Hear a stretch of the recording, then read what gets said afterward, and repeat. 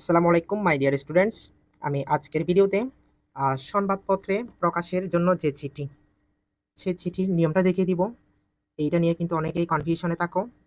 So আমাদের প্রথমে তারিখ, তারপর সম্পাদক, তারপর পত্রিকার নাম, ঠিকানা, তারপর বিষয়টা লিখে আমরা যেভাবেই স্ক্রিনে দেখতে পাচ্ছি সেভাবে লিখব।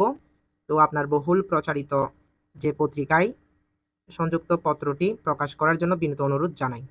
তো এগুলো লেখার পর শিরোনামটা দিবা।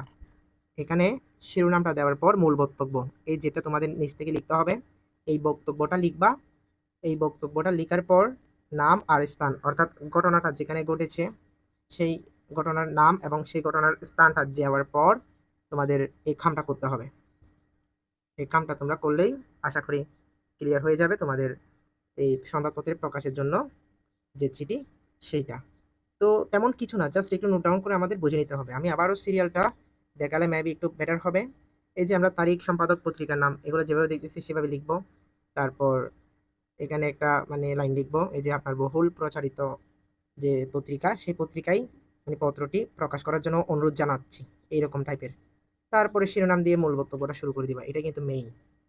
এই বক্তব্যটা একটু ফর্মালিটিস মেনটেন করে লিখবা, ফর্মাল ভাষায় আর কি।